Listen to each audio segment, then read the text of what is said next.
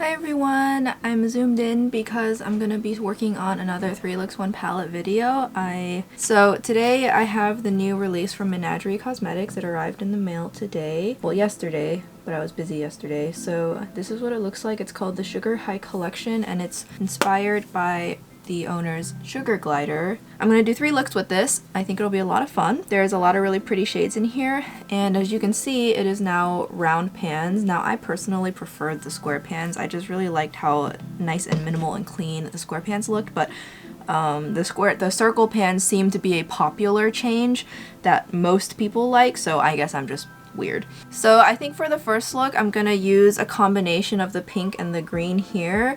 I've been thinking about the Cleona Dragon Fruit collection all weekend, and I think it's just gotten into my head now that I just am feeling very dragon fruity, so that's what I'm going to do. So I'm gonna start off with Snuggle Bug. I feel like I've been doing a lot of like cut crease-esque looks lately, so I'm gonna like not do that today, but we'll see. Now historically, I have personally found Menagerie's mattes to be not the easiest formula to work with. They pack on really well, but they sometimes can be difficult to blend, so I always prefer to use like a denser brush with stiffer bristles and I pack on, and then I'll just kind of touch up the edges as I go along. You can kind of mitigate the staining by putting on like a concealer or a very opaque thick eye primer and just using a little more than normal. So right now I'm using a Morphe M506. It's so scratchy and I really don't like using it, but because the bristles are so stiff and rough, it really helps to move the pigment around so that I can blend it a lot easier. So you can see there, that's that shade laid down. Honestly, it looks pretty good, so I have no complaints about this. So now I'm going to go into Nom Nom, which is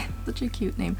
Really pretty bright green. I don't think any of these are multi-chromes. I think they like, it kind of like, it does have shifts, but I don't think these are explicitly multi-chromes because she does have ulti-chromes, like ultimate multi-chromes, for sale separately. I didn't buy any of those. I have quite a few multi-chromes already. So I'm kind of creating this, you know, dragon fruit, tropical fruit kind of look. Menagerie's shimmers have always been very easy for me to use personally. I've always found them to be with a finger or with a brush very foiled, very beautiful, and they don't show too much texture for how foiled they are. The only exception to that is, for some reason, the yellow and the orange metallic in Serenity were very crumbly, gave off a powdery effect, and were not shimmery. Like, they were just not as shimmery, and I was so disappointed because if those two had been the same formula as Menagerie's usual formula, I would have loved Serenity to pieces, because a good solid pure yellow orange metallic is actually surprisingly hard to find. Alright, I cleaned off my finger and that's what the eye looks looking like right now. Very pretty and honestly pretty simple. I'm gonna take a tiny brush. This is an IT Cosmetics brush. It is the small shadow, so it looks like this right here, and I'm gonna take the shade Slice. There's not really a, yeah, there's no yellow matte in here, there's just this mustard one. I feel like a yellow matte would have been helpful, but so I'm going to use this bright orange instead, and this bright orange is going to go above Nom Nom, and this is just going to add a little bit of brightness, but I don't necessarily want there to be like a depth because I'm not trying to like do like a cut crease. A pastel orange from like Pastel Pup could also work here if you wanted to like mix palettes, but I'm just using one palette for this, and I'm just gonna slowly tap that into Snuggle Bug.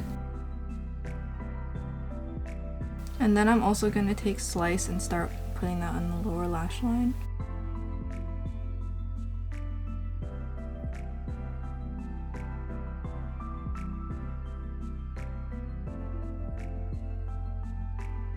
Okay, so you can see that I laid it down like that. So now I'm going to go back into that Morphe brush and I'm going to go into Snuggle Bug and I'm going to build up Snuggle Bug now that I've laid down all the other shadows, and so I kind of have a better idea of where exactly I want Snuggle Bug to like extend to. Menagerie's mattes can definitely build up to be very close to true to pan if you want them to, and again you can see with my motions how I'm doing a lot of stamping, and then if I want to blend I kind of do light stippling motions, and so now it's a lot more intense and without dragging it out too far, which is kind of what I liked. So I like how that's coming along so far. Now there's only Sugar Cube as the kind of highlight shade for this palette, and it's more of like a frosted pink, so this to me wouldn't be a complete palette because I would need some kind of highlighter to go with it. But I'm gonna deepen up my lower outer corner, and I'm not gonna use Snuggle Bug because it's just so bright pink. I'm instead gonna go into Furry Friend, which is this perfect bricky red dark tone here. This will be absolutely perfect for going into my outer lower lash line, but it'll still match the rest of the look. So actually I'm really glad they put this shade in here. All the mattes actually do not have very much depth. They have varying levels of intensity, but their tones are all about the same. So if you wanted to like really smoke up the look, you would have to go to a different palette as well. That's fine. And now that she has highlighters, which I haven't bought yet just because I didn't have the budget, but now that she has highlighters, you know, it's really not that big a deal that her palettes aren't standalone, because if you wanted to stay in the brand, you could just buy her highlighters and then you have, boom, inner corner shades. I'm gonna take this Laura Lee Los Angeles brush in L16, and I'm just taking a little bit more of Nom Nom, but this time on a brush so that I can apply it, but kind of just, you know, distribute it better. I want there to be more of a seamless transition. Right now they kind of just go abruptly into each other.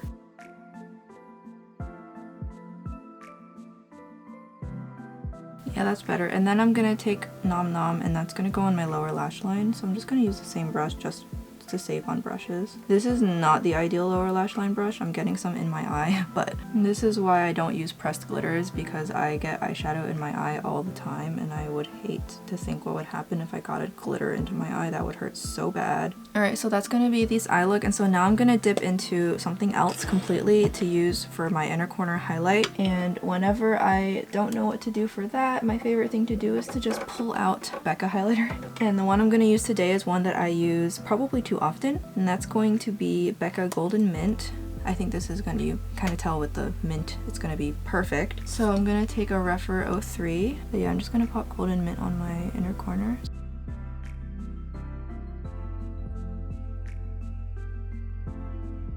Okay, and that's going to be the eye look complete, so I'm going to go off camera and add the lashes, and then I'll be right back. Okay, this is the final look. Ignore my crooked bangs because I totally tried to trim them myself and I never can do the job right, so I'm kind of like pretending that they're side swept. But so this is going to be my finished look. I think it's a lot of fun.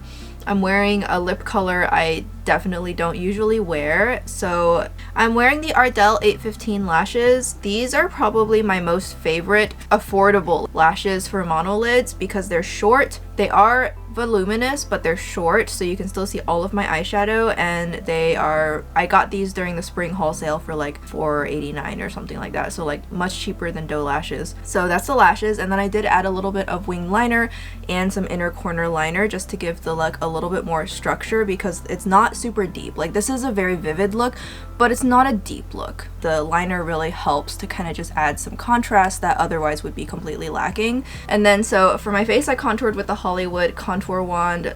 I can't use anything else right now. I'm spoiled, and that's so good that I feel like I need to now only own that forever. And I put on for my blush, I just immediately knew exactly what shade I wanted to use, and it's going to be this blush tone from the Hourglass palette. I think you can tell why I wanted to use it. Now that blush on its own has glow to it, as do many Hourglass powders, so then I went in with just a teeny tiny bit of highlighter, like the smallest, you guys, from the Pillow Talk highlighter, because I paid for this. I'm gonna get my money's worth out of it. So I used this. I used the pink mostly, just kind of blush topper, and then I used the white on my nose and a little bit on the brow area like I like. Line my lips with Buxom Confidential. Can't get it anymore, but it's pinkier tone. And then I have had these on my love favorites list in Ulta for what feels like months, and they finally appeared in stock. Not all the colors because they sold out. And this is the Maybelline Green Edition Balmy Lip Blush. And I think if you guys have watched any of my videos, you would pretty much not be surprised that I was super drawn to this. So the color I'm wearing today is called 005 Spring. Very cool toned blue pink, borderline purple. Really goes well with this look, I think. It's not a color I usually feel comfortable wearing. This is a color you wouldn't catch me dead wearing in matte formula, but when it's glossier like this, it just looks more suitable for me somehow. Not sure how to explain it. This is definitely not reminding me of any of my higher end or luxury glossier lip balms. It's pretty on its own objectively, but I don't feel like this is going to be a dupe, but that doesn't mean it's not bad. I love this color, and you can see the finish, just shiny, really pretty. So that's going to be this whole finished look. I love how it turned out, so I hope you guys enjoyed this first look. I think I'm on a good roll so far, and yeah, move on to the next look. We'll see how stained my eyelids are in a couple of seconds.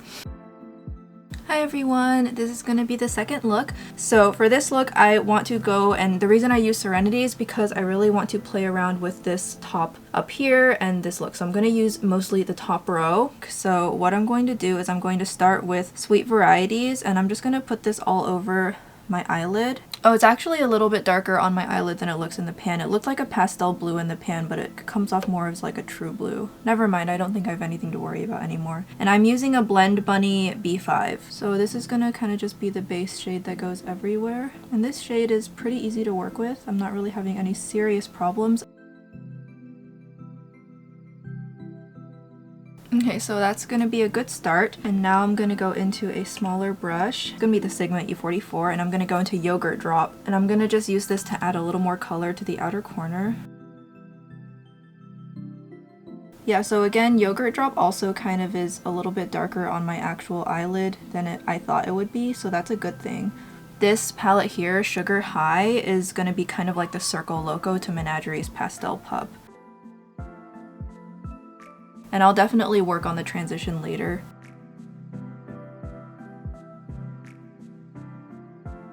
Okay, and so I'm going to start working on the lower lash line at the same time. I'm going to take Yogurt Drop and I'm going to put that on the lower lash line.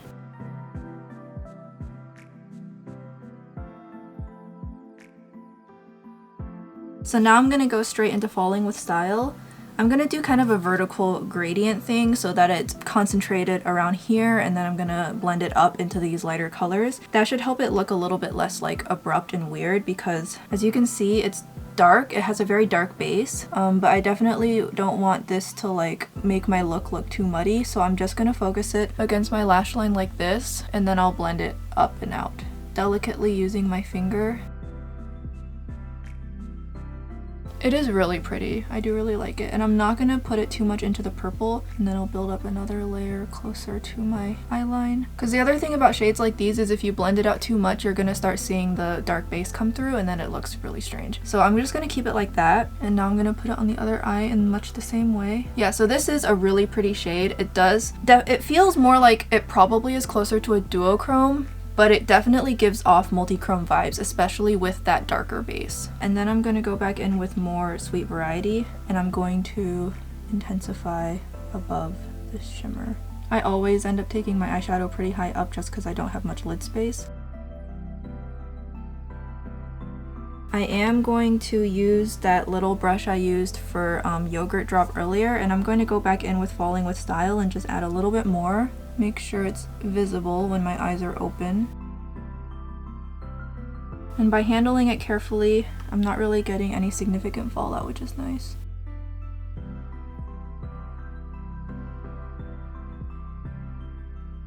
That is so pretty. I love how this looks. So now I'm going to take Sugar Cube, and I'm going to take that on a very small brush. So it's this shade here. I'm going to use this as my inner corner highlight. I think this will be a lot of fun. I'm gonna use my finger. It feels a little bit more powdery and sheer. It's not like powdery as in crumbly either, so it's not like the Serenity formula. And I like how the sheerness of this shadow causes it to kind of transform the blue. I'm gonna take this same shade on the lower lash line. And on top of the purple, it again takes on a different appearance. So you can see how it looks different here versus here, but it's the same shadow. Really cool.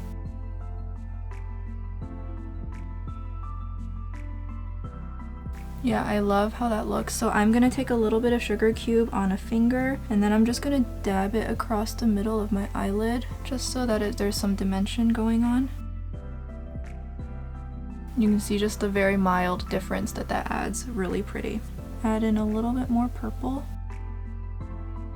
Alright, so this is going to be a simple look using analogous colors. I was able to make it work. I was kind of nervous at first, but it worked. Again, it's not really a look with much depth, so there's not much tonal contrast, but there definitely is color contrast. So I'll finish up my makeup and I will be right back. Okay, this is the finished look. I love how it turned out. So let me just quickly go over what's on my face. So I'm using Ardell 815 again. Now that I've cracked it open, I just really enjoy using it. I have some black eyeliner and then I have some liner on the inner corners. And then for the rest of I put on some lower lash mascara, and then for the rest of my face, I contoured with the Hollywood contour wand from Charlotte Tilbury. I used a combination of two blushes. The first blush I used is Lilac Love. Pretty sure it's what I call it, from one of the Jaclyn duos. It's probably my favorite color of blush from her because it's a very cool pink. And then I brightened up and blended out the inner part using one of the Clinique Cheek Pops. It's going to be this one right here. It's called Ballerina Pop and it's one of the Asia shades. You can see it like barely shows up on my skin, but it adds this really subtle brightening effect that I really like. So I put that on the inner part of my cheeks. And then my highlighter is going to be the Still Loading Super Shock highlighter from ColourPop. That's going to be what's on my cheeks and what's kind of under my eyebrow area. And then for my nose and chin, where I need the highlighter to be lighter, I'm using the Catrice More Than Glow highlighter in Supreme Rose Beam. For being as cheap as it is on Amazon, definitely if you just want to throw it in your cart, really pretty. And then for my lips, I line my lips and then I use the Romand Dewy Full Water Tint in 08. It's gonna be the shade here. You can see how the color on the tube is pretty much more or less what you get on your lips. This formula is just like out of this world good, and the applicator is also super great too. It's a lot more pliable and softer than the other Juicy Lasting tints from Romand, so definitely a really big step up in applicator. So, and yeah, that's gonna be this look. Really like this. I'm gonna take some photos and I'm gonna move on to the third look. Time for the third and final look. My eyelids are a little bit stained from Flight Club because I'm working on filming that at the same time as Sugar High. Put on a little bit of VDL Serenity to the blue kind of helps to cancel it out a little bit, but the faint purple you see, that's just staining. Now, so far Sugar High has actually not stained for me anywhere near as bad as Flight Club or, God forbid, Whale Song. So I'm mostly going to be focusing, I think, on these two neutrals and then these two shimmers, and that actually makes for a really cohesive look. So what I'm going to do is I'm actually going to start off with the shimmers. So I'm going to take a nice brush that will apply the shimmers well for me, and I'm going to go in with Pouch Protective, which is going to be this orange shade here. Now these two feel like they're going to have pretty dark bases, so we'll see. And I'm going to start off, yeah, so there is a darker base to this orange. Definitely it's one of those shades where if you overblend, you're gonna kind of start seeing a little bit of the muddiness come through. So you can kind of see how if I turn my head, it looks darker. I can't really necessarily say I'm a huge fan of metallics with dark bases, which is one reason I don't really buy the jeweled multichromes from Cleonid anymore. I much prefer their vibrant ones. I just ultimately found them to be a little bit difficult to work with. Like, it's just so easy for me to accidentally blend them such that you start seeing the base. Okay, and I'm going to switch to another flat brush, and I'm going to go in with Ruby, which is this really pretty red. I'm excited to try this. It's reading a little bit more like a copper now that it's on my eyelid. Yeah, it kind of reads more copper. As you can see, these both are very intense, very foiled, so they look really pretty. And I'm just going to leave it there for now.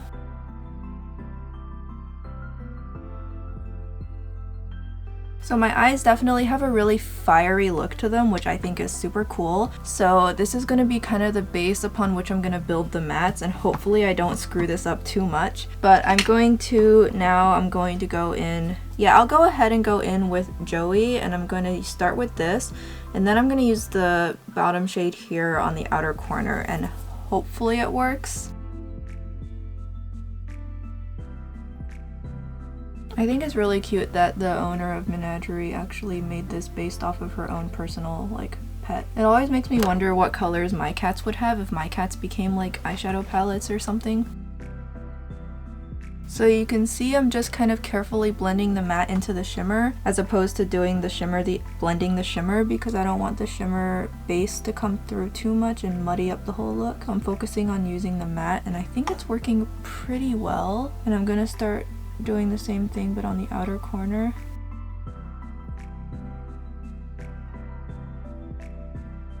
And so then once I kind of got the blend that I wanted, I'll just gonna work on the part up here.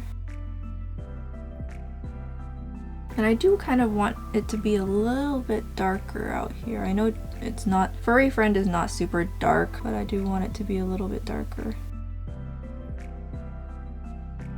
So now we're gonna just do that on the other eye.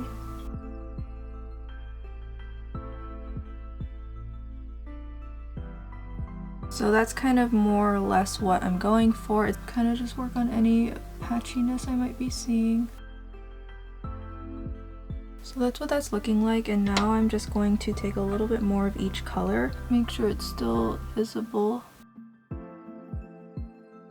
Because I do feel like the red is a little bit unevenly applied.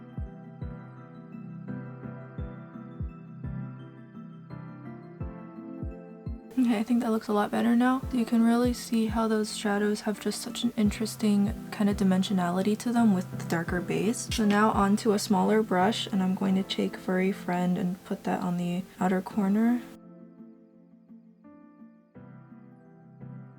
And then I'm going to blend that out with Joey, and I'm going to switch to a different brush.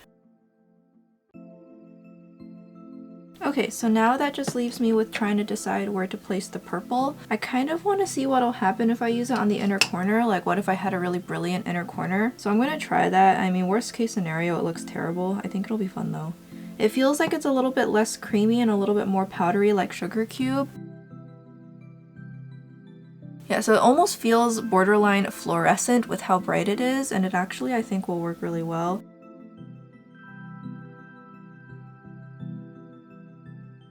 So this lacks that really dark base. This just has a purple base. So now this look has a flash of purple, and I think I'm kind of here for it, so.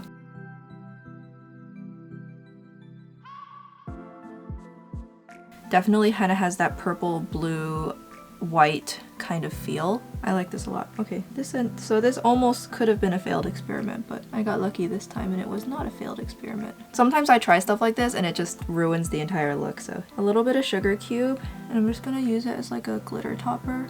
I like it when there's a little bit of sparkles to my look, not just straight metallic. Okay, so this is gonna be the look complete.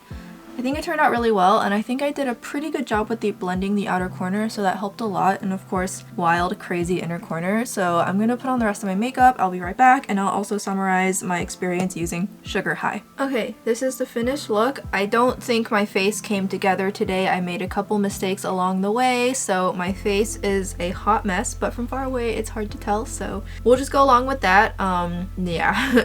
I lined my lips with Buxom Incognito, and then I used the YesStyle, one of the YesStyle lips, the Tatouage Couture Matte Stain in 31. Now, I thought that I had bought an orange red. This is not an orange red. This is a very, very red, blue red. So totally clashes in terms of the undertones of this red. So my mistake, because of the way it's frosted, I totally thought that it was my orange red color. Out of curiosity, I'm gonna take some Dior lip glow oil in the shade 004. This is Coral.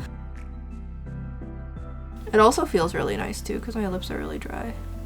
Okay, so I just put on some Dior lip glow oil in Coral. It looks a little bit more orange now, just a little bit. So we're just gonna call this makeup look done. So let me talk about my experience using this palette. Now I've only used it these 3 times for these 3 looks, but for the first 2 looks, I did wear it for several hours, no issues with wear time, but again, my eyelids are dry, so take that what you will. Having used all these and comparing them to other Menagerie palettes, I feel like in terms of formula for the mattes, these mattes are actually really great. Now, I have to say, I think in the change to round pans, I don't think the formula officially changed, but to me it feels like their formula has changed over time. But the formula does feel like I work with it differently, and it feels differently on my eyelids than it used to for me. Again, it could be a variety of things. I feel like the mattes from Killer Purr especially, so Feral and Killer Purr really are coming to mind for this. I feel like the mattes on those were very creamy. They felt very thick, and if you were to swatch them, you would get that really aesthetic full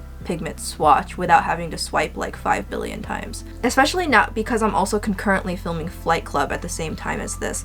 and I definitely have very distinctive memories of how the other palettes felt when I was using them. I feel like the mattes used to feel thicker and they feel thinner now. I definitely have noticed that with Flight Club and Sugar High, I'm not getting patchiness problems, and they all blended out really easily. So if you've seen these 3 looks, you'll see in Flight Club, they blend out about as well as Killer Purr does. And I definitely remember when I first used Whale Song and my first couple attempts at using Feral, way back in the day. A, I wasn't that good at using eyeshadow, but B, I definitely remember struggling with those a lot more. So, and even with Serenity to some degree, I felt like the mattes in Serenity were a little more difficult to use. So I feel like there's been a shift in the priorities of this matte shadow, where they used to be very pigmented, they used to feel very substantial and thick, but it's changed now to be a little bit thinner. I also noticed that the kick up in Sugar High and Flight Club is vastly improved compared to Whale Song especially, so I got like no fallout using this, and I have not had any fallout with Flight Club either so far. So if the formula has changed, they don't swatch as good as they used to, but who cares about swatches, right? So I feel like it's gotten better. I think that's an improvement for me because I can build it up easier, I can blend it easier. Maybe it doesn't reach complete total opacity, but it's good enough for me.